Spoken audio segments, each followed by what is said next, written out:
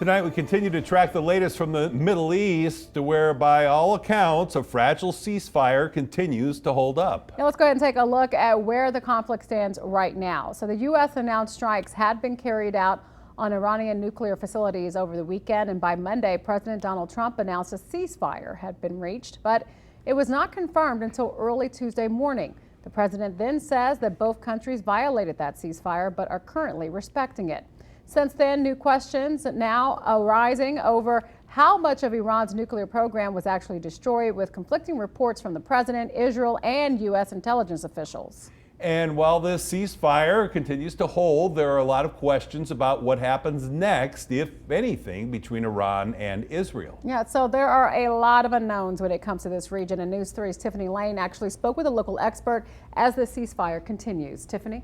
Latoya and Jim, we know that this region in general has a very complicated history, and we've seen over the last 2 weeks that things can change in the blink of an eye. I spoke with a UNLV history professor who says upcoming meetings could determine what comes next.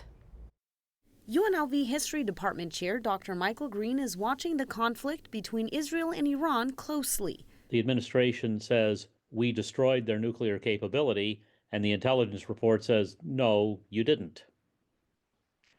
So it's common in any war at any time for there to be conflicting claims. The debate continues over whether the U.S. strike on 3 plants destroyed Iran's nuclear capabilities.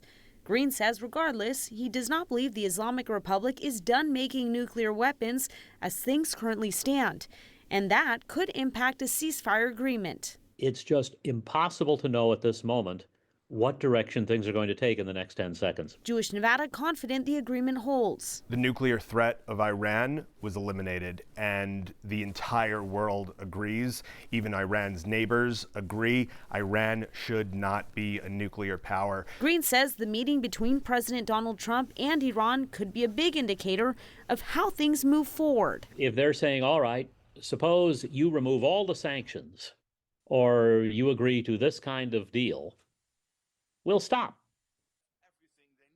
But you have to give us this in return. Oh, the discussions could go sideways. You never know. Don't forget that while Donald Trump's transactional, he also is very mercurial, or at the very least, something will happen and boom, there he goes.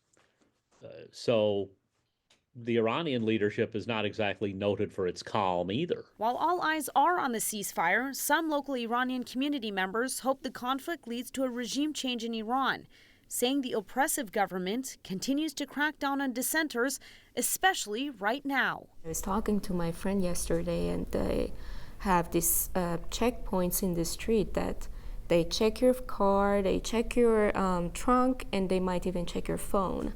That if you shared like anything about the war, like being happy if Israel struck Iran, so anything could be a crime right now. And we will be following along with those discussions between President Trump and Iran to see if the ceasefire continues to hold. We know there are a lot of moving parts in this, a lot of things to be watching happening. Everyone, it seems like, in the world is watching to see what happens next, so we will continue to provide updates right here on News 3. Yeah, and a lot is at stake too. Right. All right, thanks so much, Tiffany.